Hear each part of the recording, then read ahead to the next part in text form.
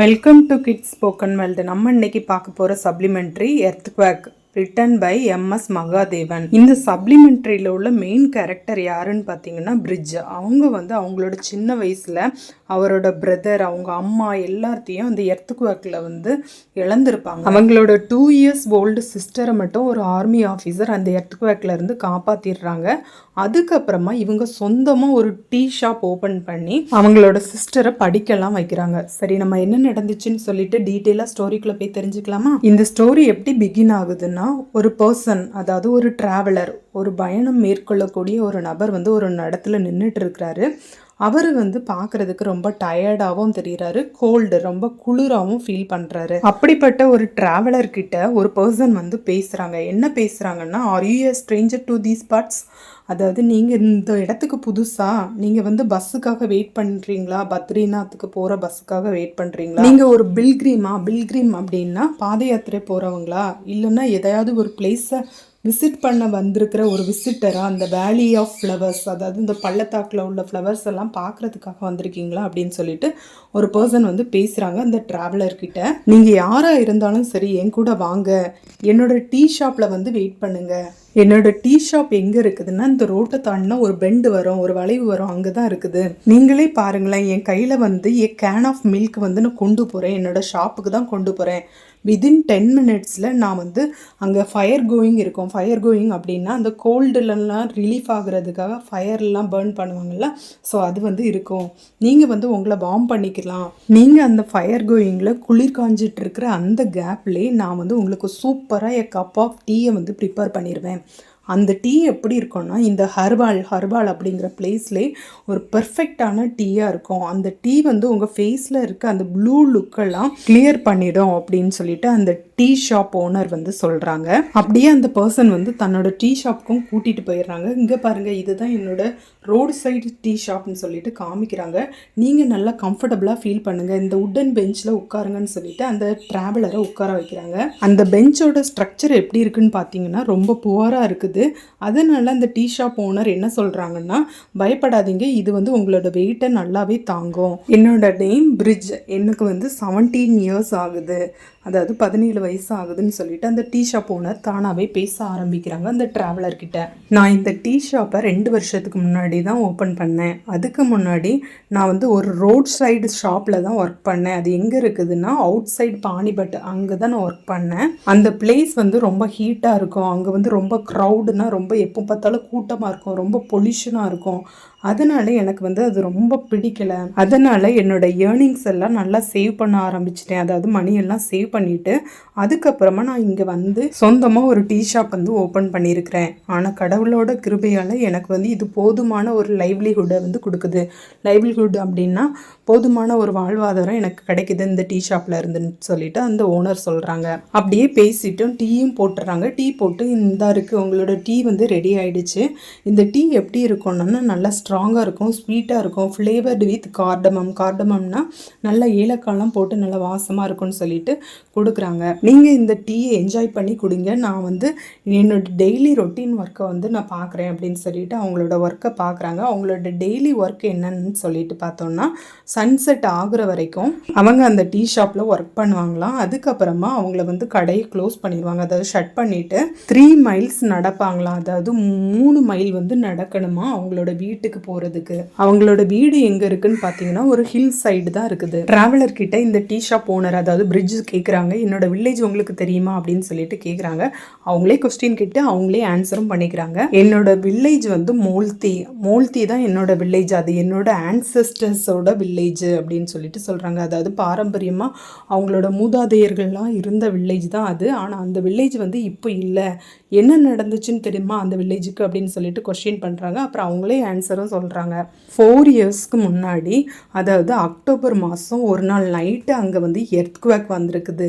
Hill சைட்லாம் பொதுவாக அந்த ட்ரிமர்ஸ் அப்படின்னா ஷேக்கிங் மூமெண்ட்ஸ், அந்த ஸ்லைட் எர்த்குவேக் வரும்ல, அதெல்லாம் காமனாக. ஸோ அப்பப்போ ஹில் சைட்லாம் அப்பப்போ ஸ்லைட் எர்த்குவேக் வந்துட்டு போகும். அதாவது அவங்களோட லைஃப்க்கு எந்த ஆபத்தும் வராது. நம்ம நினைக்கலாம் ஹிமாலயஸ்லாம் ரொம்ப ஸ்டேபிளாக இருக்கும், அதாவது ரொம்ப அசைக்க முடியாதுன்னு நினைக்கலாம். ஆனால் ட்ரூத் என்னென்னா, இது ஒரு அன்ஸ்டேபிள் தான், அதாவது ஒரு நிலையானது கிடையாது, அப்பப்போ எர்த்குவேக்லாம் நடக்கும்னு சொல்லிட்டு அந்த டீ ஷாப் ஓனர் வந்து சொல்கிறாங்க. அதனால இந்த மாதிரியான ஸ்லைட் எர்த்குவேக்லாம் அவங்களுக்கு வந்து பழகி போயிருக்கும். ஆனால் வந்து அன்னைக்கு வந்த எர்த்குவேக் எப்படின்னா ரொம்ப டெரிபிளான எர்த்குவேக்காக வந்திருக்குது. அந்த எர்த்குவேக்கோட தாக்கம் எங்கே வர உணரப்பட்டுச்சுன்னா டெல்லி, லக்னோ அங்கெல்லாம் அதோட தாக்கத்தை வந்து உணர்ந்தாங்களாம். உங்களால் கற்பனை பண்ண முடியுதா அந்த எர்த்குவேக்கோட டிவாஸ்டேஷன், அதாவது பேரழிவு எப்படி இருக்குன்னு சொல்லிட்டு இமேஜின் பண்ண முடியுதா? அந்த வேலி இருக்குதுல்ல, அந்த எபிசென்டர் அப்படின்னு சொல்லுவாங்கள்ல, அதாவது நிலநடுக்கத்தின் மையப்பகுதி எங்கே இருக்குதுன்னா ஒரு வேலியில் தான் இருந்திருக்குது. அது வந்து இவங்களோட டீ ஷாப்லேருந்து கொஞ்சம் தள்ளி தான் இருக்குது. அங்கே வந்து எத்தனை வில்லேஜஸ் இருக்குன்னா 670 வில்லேஜஸ் வந்து அங்கே இருக்குது. அப்படி அங்கே 670 வில்லேஜஸில் 602 வந்து அந்த நிலநடுக்கத்தால் அழிஞ்சு போயிடுச்சான். எர்த்குவேக் இருந்தது பார்த்தீங்கன்னா ஒரு 5 மினிட்ஸ் தான். ஆனால் அந்த 5 நிமிஷமும் அந்த 5 நிமிஷத்தில் அந்த ஓல்டு மவுண்டெயின்ஸ் எல்லாமே அப்படி சுக்குநூறாக ஆயிடுச்சான். வில்லேஜஸ் எல்லாமே அப்படி குப்பை இடிபாடாக ஆயிடுச்சான். அதாவது ஹண்ட்ரட்ஸ் ஆஃப் லைஃப்ஸ், அதாவது நிறைய பேர் அந்த எர்த்குவேக்கில் இறந்து போயிடுறாங்க அந்த 5 நிமிஷத்தில். அப்படி எர்த்குவேக் நடந்த அன்னைக்கு நைட்டு வந்து இந்த பிரிட்ஜ், அதாவது இந்த டீ ஷாப் ஓனர் வந்து அவங்க வீட்டில் இல்லையா, அவங்க வந்து பாரி அப்படிங்கிற இடத்துக்கு வந்து போயிட்டாங்களாம். ஸ்கூல் புக்ஸ் எல்லாம் வாங்குறதுக்காக போயிருக்கிறாங்க. எர்த்குவேக் நடந்த அன்னைக்கு நைட்டு வந்து இந்த பிரிட்ஜ் வந்து அவங்களோட அங்கிள் ஹவுஸில் தான் இருந்திருக்கிறாங்க. அவங்களும் இந்த ட்ரிமர்ஸ் அப்படின்னா அந்த ஸ்லைட் எர்த்குவேக்கை அந்த பிளேஸில் ஃபீல் பண்ணியிருக்கிறாங்க. அதனால அவங்க வந்து ஓப்பன் பிளேஸ்க்கு அப்படி ஓடி போய் ஓப்பன் கிரவுண்டில் போய் இருந்திருக்கிறாங்க. அங்கேயும் அந்த ட்ரிமர்ஸ் வந்து அகைன் அண்ட் அகைன் வந்திருக்குது. அதனால அவங்க என்டையர் நைட், அதாவது நைட்டு ஃபுல்லாக அப்படியே அவுட் சைட்லேயே இருந்திருக்கிறாங்க. அதனால அந்த பாரி, அதாவது அவங்க இருந்த வில்லேஜ், இந்த பிரிட்ஜ் அன்னைக்கு நைட்டு இருந்த அந்த பாரி அங்கிளோட ஹவுஸில் இருந்து அந்த இடத்துக்கு வந்து ஒன்றும் ஆகாது. ஆனால் மோல்தி, அதாவது இவங்களோட ஓன் வில்லேஜ் இருக்குதுல்ல, அது வந்து அழிஞ்சு போயிடுது அந்த எர்த்குவேக்கால். தென் டே பிரேக், அதாவது விடிய காலையில் தான் நியூஸ் வருது, அங்கே லார்ஜ் ஸ்கேல் ஆஃப் டிவாஸ்டேஷன் வந்து நடந்திருக்கு, அதாவது பேரழிவு நடந்திருக்குன்னு தெரிய வருது.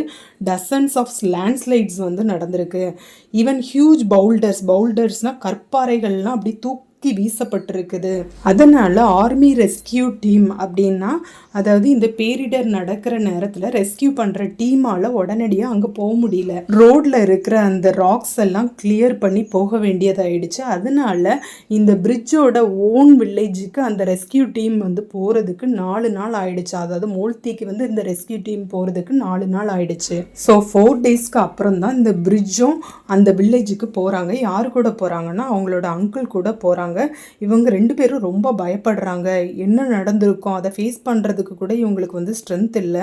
அப்படியே போகிறப்ப பார்க்குறாங்க எல்லா ஹவுஸும், எல்லா சுவர்களும், அந்த எல்லா ரூஃபும் அப்படியே தரமட்டமாகி போய் கிடக்குது. எங்கே பார்த்தாலும் ஸ்டோன் இருக்குது, ரபிள் இருக்குது, டஸ்ட் இருக்குது, அது மட்டும்தான் இருக்குது. அதாவது ஃபுல்லாக இடிபாடுகளாக தான் இருக்குது. இந்த பிரிட்ஜோட ஹவுஸ் எப்படி இருக்கும்னா 2 ஸ்டோரைடு ஸ்டோன் பில்டிங், அதாவது 2 மாடி கட்டிடம். அதுக்கு மேலே ஸ்லேட் ரூஃபும் போட்டிருப்பாங்களாம் அவங்களோட வீட்டில்.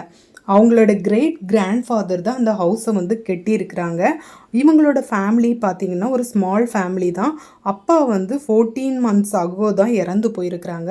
அவங்களோட அம்மா தான் எல்லாரையும் கேர் பண்ணி பார்த்துருக்குறாங்க. இவங்க வீட்டில் மொத்தம் 3 குழந்தைங்க. இந்த பிரிட்ஜ் தான் மூத்தவங்க.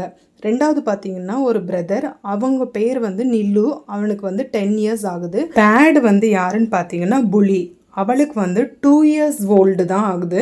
அவளோட சிஸ்டர் அது, அதாவது பேபி ஆஃப் த ஃபேமிலி. இவங்க கூடயே அவங்களோட கிராண்ட்ஃபாதரும் வாழ்ந்து வந்திருக்கிறாங்க. இதுதான் அவங்களோட ஃபேமிலி. அங்கே அந்த சோல்ஜர்ஸ் எல்லாருமே அந்த டெப்ரேஸ், அதாவது இடிபாடுகள் எல்லாம் அப்படியே தூர அகற்றுறாங்க. அவங்களோட அங்கிளும் இவங்களும் பின்னாடியே போகிறாங்க. அங்கே ஆர்மி சோல்ஜர்ஸ் எல்லாமே மேக் ஷிஃப்ட் கேம்ப் போட்டு இருக்காங்க. மேக் ஷிஃப்ட் கேம்ப் அப்படின்னா தற்காலிக முகாம் போட்டு இருப்பாங்கள்ல, ஸோ அந்த முகாமுக்கு கூட்டிகிட்டு போகிறாங்க. யாரோ ஒருத்தவங்க இந்த பிரிட்ஜுக்கு வந்து டீயும் பிஸ்கட்டும் கொடுக்குறாங்க.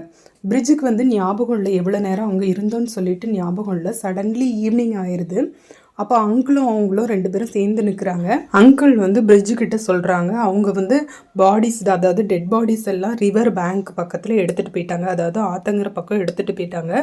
கம் நீ வந்து உன்னோட லாஸ்ட் ரைட்ஸை வந்து பண்ணணும், அதாவது இறுதி சடங்கை பண்ணணும்ல, அதுக்கு வந்து சன்செட்டுக்கு முன்னாடி நீ பண்ணணும், நீ வா, நம்ம வந்து நாளைக்கு வந்து பாரிக்கு வந்து நம்ம போயிடணும் அப்படின்னு சொல்லிட்டு அங்கிள் சொல்கிறாங்க. பிரிட்ஜு லாஸ்ட்டாக அவங்களோட ஃபேமிலி மெம்பர்ஸ் எல்லாம் பார்த்தது எப்போன்னா பாரிக்கு போகிறதுக்கு முன்னாடி, அதாவது ஸ்கூல் புக்ஸ் எல்லாம் வாங்குறதுக்கு போகிறதுக்கு முன்னாடி பார்த்தாங்க. பிரிட்ஜு கிளம்புறதுக்கு முன்னாடி அவங்களோட அம்மா, கிராண்ட்மா, நில்லு அதாவது பிரதர், அப்புறம் புலி அந்த 2 years old சிஸ்டர் எல்லாருமே கையசிச்சு நல்லா ஸ்மைலிங்காக பாய் சொன்னாங்களாம். இப்போ அவங்க எல்லாருமே லைஃப்லெஸ்ஸாக இருக்காங்க. அவங்கள வந்து ஒரு ஒயிட் கலர் கிளாத் வச்சு அப்படியே கவர் பண்ணி வச்சிருக்கிறாங்க. பிரிட்ஜ் அதை பார்த்ததும் புலி எங்கே இல்லையே அப்படின்னு சொல்லிட்டு கேட்குறாங்க அவங்க அங்கிள் கிட்ட. உடனே அங்கிள் சொல்கிறாங்க, அந்த சோல்ஜர்ஸால் அவளை வந்து கண்டுபிடிக்க முடியல, ஒருவேளை வைல்டு அனிமல்ஸ் ஏதாவது எடுத்துகிட்டு போயிருக்கோம், அவளை கண்டிப்பாக அவள் இறந்துருப்பான்னு சொல்லிட்டு சொல்கிறாங்க. ஆனால் நம்ம கண்டிப்பாக அவளை வந்து கண்டுபிடிக்கணும், அவளை தேடணும்னு சொல்லிட்டு பிரிட்ஜ் வந்து சொல்கிறான். அங்கிள் வந்து சொல்கிறாங்க, பிரிட்ஜை கண்ட்ரோல் யுவர் செல்ஃப், ஒன்றை வந்து கண்ட்ரோல் பண்ணிக்கோ, இது வந்து நீ கண்டிப்பாக தேடினாலும் அவள் கிடைக்க மாட்டா, அவளும் கண்டிப்பாக இறந்து தான் போயிருப்பான்னு சொல்லிட்டு சொல்கிறாங்க. ஆனால் வந்து பிரிட்ஜ் யார் சொல்கிறதையும் கேட்கல. திரும்பியும் அவனை வந்து மூழ்த்தி அவனோட வில்லேஜுக்கு போய் அவளை தேட ஆரம்பிக்கிறான். எங்கே வந்து அந்த எர்த்குவேக் நடந்துச்சோ, எங்கே வந்து அவனோட ஹவுஸ் இருந்துச்சோ அங்கே போய் தேடணும்னு சொல்லிட்டு போகிறான். அவனோட ஹவுஸ் இருந்த இடத்திற்கு போய் பார்த்ததும் அங்கே ஃபுல்லாக டெப்ரிஸாக இருக்குது. டெப்ரிஸ் அப்படின்னா இடிபாடுகளாக இருக்குது. அந்த ஸ்டோன்ஸு எல்லாத்தையுமே அங்கே வந்து நகட்டி பார்க்குறான். அங்கேயும் வந்து தேடுறான், அதுக்கப்புறம் அழுறான், திரும்பியும் தேட ஆரம்பிக்கிறான். பிரிட்ஜ் எப்படி அவளோட சிஸ்டரை வந்து தேடிட்டு இருக்கிற டைமில் வந்து ஒரு ஆர்மி ஆஃபீஸர் வந்து வராங்க. ஸோ வந்து அந்த பாய் கிட்ட கேட்குறாங்க, நீ வந்து என்ன பண்ணிகிட்டு இருக்க, யாரை தேடிட்டு இருக்க, இங்கே வந்து யாருமே உயிரோடு இல்லை, யாரை நீ தேடிட்டு இருக்கன்னு சொல்லிட்டு பிரிட்ஜ் கிட்ட அந்த ஆஃபீஸர் வந்து கேட்குறாங்க. உடனே வந்து பிரிட்ஜ் சொல்கிறான், என்னோட சிஸ்டரை அப்படின்னு சொல்லிட்டு. அவனுக்கு வந்து அவனோட டியர்ஸை வந்து கண்ட்ரோல் பண்ணவே முடியலை. நான் வந்து என்னோட சிஸ்டருக்கு வந்து ஒரு ப்ராப்பரான கிரிமேஷன் கொடுக்கணும், கிரிமேஷன் அப்படின்னா தகனம் வந்து கொடுக்கணும், அவ்வளோதான் அப்படின்னு சொல்லிட்டு அழுறான். அந்த ஆர்மி ஆஃபீஸரை பார்க்குறதுக்கு எப்படி இருக்கிறாங்கன்னா ரொம்ப டயர்டாக இருக்கிறாங்க. அதாவது நாள் கணக்கில் தூங்காத மாதிரி பார்க்க தெரியுது. அவங்களோட யூனிஃபார்ம் ஃபுல்லாகவே டஸ்ட்டால் கவர் ஆகி போய் இருக்குது. அவங்களோட ஃபேஸ் வந்து ரொம்ப டர்ட்டியாக இருக்குது. ஆனாலும் அவங்களோட ஐஸ் வந்து ரொம்ப கைண்டாக இருக்குது, ரொம்ப பாசமானவங்களாக தெரியுறாங்க. அந்த ஆஃபீஸர் என்ன சொல்கிறாங்கன்னா, எங்களோட மென் வந்து இங்கே வந்து நல்லா சர்ச் பண்ணிட்டாங்க ஃபார் டேஸ், அதாவது நிறைய நாள் சர்ச் பண்ணிட்டாங்க, அங்கே யாருமே இல்லை, நாங்கள் வந்து நாளைக்கு காலையில், அதாவது டே பிரேக் விடிய காலையில் நாங்கள் கிளம்பிடுவோம் அடுத்த வில்லேஜுக்கு. இந்த மாதிரி நெக்ஸ்ட் வில்லேஜில் கேம்ப் போட்டு மக்களை வந்து காப்பாற்றுறதுக்காக கிளம்பிடுவோம். அதுக்கப்புறமா அதுக்கு அடுத்த வில்லேஜ் இப்படி வந்து நாங்கள் போயிடுவோம். இங்கே வந்து வேலிக்கு கீழே பயர்ஸ்னு வந்து பேர்ன் பண்ணுறாங்க, அதாவது வுட்டெல்லாம் வச்சு டெட் பாடிஸ் எல்லாம் எரிப்பாங்கள்ல, அது வந்து நடந்துகிட்ருக்கு, நீ வந்து தேடுறதுல பிரயோஜனம் கிடையாதுன்னு சொல்லிட்டு அந்த ஆஃபீஸர் சொல்கிறாங்க. அதை கேட்டதுமே இவனுக்கு வந்து ரொம்ப கவலையாயிருது. அங்கே உட்காந்து அழ ஆரம்பிச்சிடுறான். இந்த ஆஃபீஸர் வந்து கிளம்பிடுறாங்க. அதுக்கப்புறமா 10 minutesக்கு அப்புறம் திரும்பியும் வராங்க. ஒரு 3 சோல்ஜர்ஸை கூட்டிகிட்டு வராங்க. அவங்க கையில் என்ன வச்சுருக்குறாங்கன்னா ஸ்பேட்ஸ் அண்ட் க்ரோபார்ஸ், அதாவது மண்வெட்டி, அந்த கடப்பாறை கம்பின்னு சொல்லுவாங்கள்ல, அதெல்லாம் வச்சுருக்குறாங்க. அவங்க எல்லாரும் வந்து அந்த பிரிட்ஜ் இருந்த ஹவுஸை திரும்பியும் தேடி பார்க்க ஆரம்பிக்கிறாங்க. அந்த டைம் வந்து சன் செட் ஆகிற டைம். ஸோ வந்து அங்கே கம்ப்ளீட்டாக டார்க் தான் இருக்குது. அதனால யாரோ ஒருத்தவங்க அங்கே பெட்ரோமேக்ஸ் லேம்ப்ஸை வந்து கொண்டு வராங்க. 2 மணி நேரமாக தேடுறாங்க. அதுக்கப்புறம் தேடினதும் ஒரு சோல்ஜர்ஸ் வந்து கூப்பிடுறாங்க, சார் அப்படின்னு சொல்லிட்டு கூப்பிடுறாங்க. அங்கே வந்து ஒரு ஸ்மால் ஹாலோ, அதாவது ஒரு ஸ்மால் ஹோல் வந்து இருக்குது. ஒரு டோர் வந்து அப்படியே இடிஞ்சு விழுந்திருக்கு. அதுக்கு இடையில ஒரு ஸ்மால் ஹோல் இருக்குது. அதுக்குள்ளே ஒரு ஸ்மால் ஃபுட், அதாவது ஒரு சின்ன பாதம் வந்து தெரியுது. இப்போ அங்கே உள்ள சோல்ஜர்ஸ் எல்லாம் அந்த ஹாலோவை அப்படி மெதுவாக கிளியர் பண்ணி அந்த டோரை வந்து லிஃப்ட் பண்ணுறாங்க. உள்ளே பார்த்தோன்னா ஷீ இஸ் அலைவ், அதாவது பிரிட்ஜோட அந்த 2 years old சிஸ்டர் வந்து உயிரோடு இருந்திருக்கா. இதை வந்து ஒரு மிராக்கிள்னே சொல்லலாம். ஏன்னா வந்து அந்த டெப்ரிஸ், அந்த இடிபாடுகளுக்குள்ளே வந்து எவ்வளோ நேரம் இருந்திருக்கான்னா 116 hours இருந்திருக்கா. அதாவது கிட்டத்தட்ட 4 நாளைக்கும் மேலவே உள்ள அந்த இடிபாடுகளுக்குள்ள அந்த கேர்ள் 2 years old கேர்ள் வந்து இருந்திருக்கா. அந்த 116 ஹவர்ஸும் அந்த கோல்டு நைட்டில் ஈவன் அந்த வைல்டு அனிமல்ஸ் எதுவும் பண்ணாமல் சர்வைவ் ஆகிட்டு இருந்திருக்கா அந்த கிட். இப்போ அந்த சோல்ஜர் வந்து அந்த லிட்டில் கேர்ளை ஒரு வார்ம் பிளாங்கெட்டில் ரேப் பண்ணுறாங்க. ரேப் பண்ணி மேக் ஷிஃப்ட் ஹாஸ்பிட்டலுக்கு வந்து கூப்பிட்டு போகிறாங்க. அதாவது மேக் ஷிஃப்ட்னா அந்த முகாம் வச்சுருப்பாங்கள்ல, அந்த ஹாஸ்பிட்டலுக்கு கூப்பிட்டு போகிறாங்க. எப்படியோ புலி வந்து உயிரோட வந்துட்டா. அடுத்த நாள் வந்து இந்த பிரிட்ஜ் வந்து எப்படியாவது அந்த ஆர்மி ஆஃபீஸருக்கு வந்து தேங்க் பண்ணணும். ஏன்னா அவங்க தானே 3 ஆஃபீஸர்ஸை கூப்பிட்டு வந்தாங்க, அதனால் தேங்க் பண்ணணும்னு நினைக்கிறான். ஆனால் நெக்ஸ்ட் டே வந்து அவங்க வந்து கிளம்பிட்டாங்க. அதனால பிரிட்ஜுக்கு வந்து அந்த ஆஃபீஸர் நேம் கூட தெரியாது. அதுக்கப்புறமா அவனோட சிஸ்டரும் பிரிட்ஜும் 2 பேரும் அவங்களோட அங்கிள் வீட்டில் போய் வாழ போயிருக்கிறாங்க. அங்கே பிரிட்ஜுக்குன்னு தனக்குன்னு ஒரு வேலை கிடைச்சிருக்கு. எங்கன்னா தாபாவில். தாபா அப்படின்னா சாலையோர உணவகம் இருக்குல்ல, அதாவது ஹோட்டலில் வந்து வேலைக்காக சேர்ந்துருக்கான். அது வந்து எங்கே இருக்குன்னா நியர் பானிபட். அதுக்கப்புறமா தன்னோட சிஸ்டர் புலியை வந்து ஸ்கூலுக்கெல்லாம் அனுப்பி படிக்க வச்சிருக்கான். அவளும் ஸ்கூல் போக ஸ்டார்ட் பண்ணிட்டா. அதுக்கப்புறம் இவருக்கு வந்து உள்ள உறுத்தலாகவே இருந்திருக்கு இந்த பிரிட்ஜுக்கு. எப்படியாவது அந்த ஆர்மி ஆஃபீஸருக்கு தேங்க் பண்ணணும்னு சொல்லிட்டு நினச்சிருக்கிறாரு. எப்படியாவது ஒரு நாள் அவரை வந்து பார்த்துடலான்னு சொல்லிட்டு நினச்சிருக்கான் இந்த பிரிட்ஜை. எப்பயாச்சும் அங்கே வந்து ஆர்மி மேன் யாராவது வந்தனா அது வந்து அந்த ஆர்மி ஆஃபீஸராக இருந்துடக்கூடாதான்னு சொல்லிட்டு எக்ஸ்பெக்ட் பண்ணி பார்க்க போவான். ஆனால் வந்து அவராக இருக்காதான். இப்படியே பல மாதங்கள் கடந்து போயிருக்கு. ஒரு நாள் வந்து அந்த ஆர்மி ஆஃபீஸரை அவன் பார்த்துருக்கான். அது வந்து வின்டர் நைட்டு. ஒரு ட்ரக்கு வந்து நின்று இருக்கு அவனோட ஷாப் பக்கம். ட்ரக் அப்படின்னா ஒரு லாரி வந்து நின்று இருக்கு. அதுலேருந்து ஒரு மனுஷன் வந்து கீழே இறங்குறாரு. அவரை பார்க்க அவரோட சிஸ்டரை காப்பாற்றின அந்த ஆர்மி ஆஃபீஸர்னு நினச்சிருக்கிறாரு. ஆனால் வந்து லைட் வெளிச்சத்தில் போய் பார்த்ததும் அது வந்து அந்த ஆர்மி ஆஃபீஸர் வந்து கிடையாது, வேற ஏதோ ஒரு ஆர்மி ஆஃபீஸர். அவங்களோட ரிசம்பிளன்ஸ், அதாவது அவங்களோட சாயல்ல இருக்கிற ஒரு ஆஃபீஸரை வந்து பார்த்துருக்கிறாரு. அவர் எப்படி இருக்கிறாருன்னா ரொம்ப டயர்டாக இருக்கிறாரு. அந்த ஆஃபீஸர் வந்து பிரிட்ஜோட ஷாப்புக்கு வந்து ஒரு கப் ஆஃப் டீயை வந்து கேட்டிருக்காங்க. உடனே இந்த பிரிட்ஜும் ரொம்ப சந்தோஷமாக சர்வ் பண்ணியிருக்கிறான். அதுக்கப்புறமா அந்த மேன் வந்து பே பண்ணுறதுக்காக மணியை கொடுத்துருக்குறாங்க. ஆனால் வந்து பிரிட்ஜ் வந்து அந்த மணியை வந்து வாங்கலை. Next day it happened again. So next டேயும் இந்த மாதிரி அதே ஆஃபீஸர் வந்திருக்காங்க. நெக்ஸ்ட் டேயும் அவன் வந்து மணி வாங்கலை. ஸோ இந்த மாதிரி யாராவது முன்ன பின்ன தெரியாத கம்ப்ளீட் ஸ்ட்ரேஞ்சர் யாராவது வந்தனா, இல்லைன்னா ஒரு டயர்டான ஒரு ட்ராவலர் யாராவது பார்த்தனா, இவருக்கு வந்து மைண்டில் உடனே தன்னோட தங்கச்சியை காப்பாற்றின அந்த ஆர்மி ஆஃபீஸர் வந்து மைண்டுக்கு வராராம். ஸோ இந்த மாதிரி டயர்டான ட்ராவலருக்கோ இல்லைன்னா ஒரு டயர்டாக இருக்கிற ஒரு ஆர்மி ஆஃபீஸருக்கோ ஃப்ரீயாக ஒரு கப் ஆஃப் டீயை வந்து ஆஃபர் பண்ணுறது மூலமாக இவனுக்கு வந்து ஒரு சென்ஸ் ஆஃப் ஜாய் வந்து கிடைக்கிது.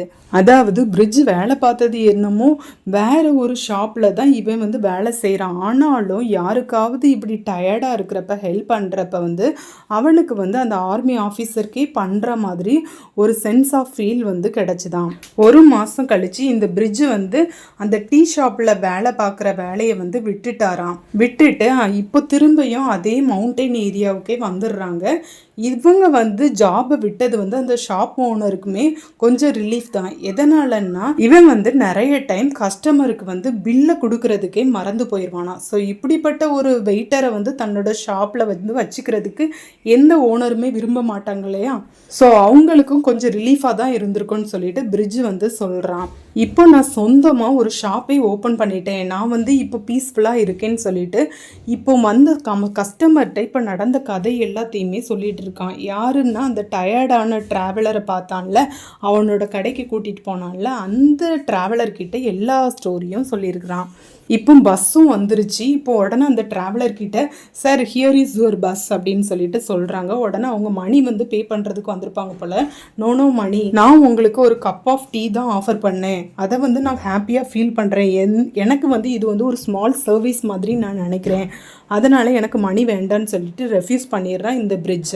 தென் லாஸ்ட்டாக wish you a safe journey sir அப்படின்னு சொல்லிட்டு விஷ் பண்ணி அந்த ட்ராவலர்கிட்ட இந்த பிரிட்ஜ் சொல்கிறான், may God be with you அப்படின்னு சொல்லிட்டு விஷ் பண்ணி வழி அனுப்பி வைக்கிறான் பிரிட்ஜ் அந்த ட்ராவலரா. இதோட இந்த ஸ்டோரி முடியுது. உங்களுக்கு இந்த ஸ்டோரி தெளிவாக புரிஞ்சிருக்கும்னு நம்புகிறேன்.